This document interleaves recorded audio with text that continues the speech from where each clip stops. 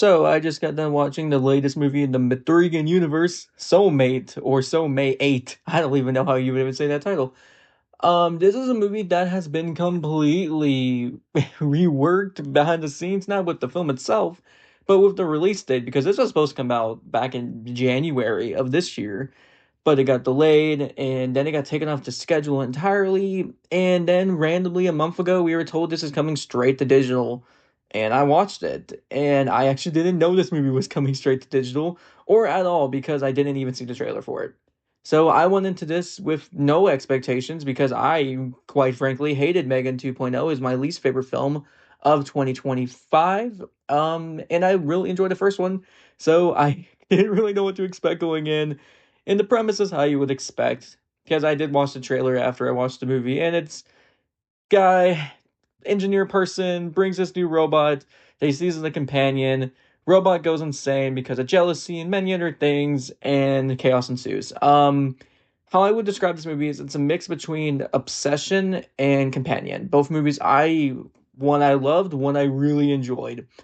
So with this movie, of course I did enjoy I did have fun. This is a fun movie. I don't necessarily understand why it went straight to digital and why Universal and Blumhouse deemed this as being unreleasable in theaters, because I've seen way worse movies this year in theaters. I mean, Passenger is the first one that comes to mind. And of course, there's other regular movies, but I'm just talking about horror for right now. This is not bad. It's just okay at best. And that could be worse for some people. And I understand why I went straight to digital. And the fact is, this is so much like Companion, which literally came out just last year. But I did have a good time here, mainly because the movie doesn't take itself seriously, like at all. It is very self-aware in that this is a silly concept, and it's different than Companion because Companion took it more seriously and still had some silly moments and was trying to build upon the twist aspect. Here, it's not exactly from the get-go what this is, and I would compare this is a type of movie that would go straight to VHS or straight to DVD in like 2006, and you would find it at Best Buy, look at the title, see it's in the same universe as another franchise, be like, yeah, I'll give this a watch, and you watch, and it's okay. That's how this movie is. It's very much like that. It plays it not safe, which I really enjoyed, but it is a concept we are familiar with. Evil robot, evil companion robot, if you will, with a little bit of a Mathurigan spin to it. And the Mathurigan connections aren't really there. You can kind of see this as being a standalone in some aspects. The performances here are good, especially by our main lead. She's like incredibly good in here as this evil killer sex bot. Like, I really liked her in this movie.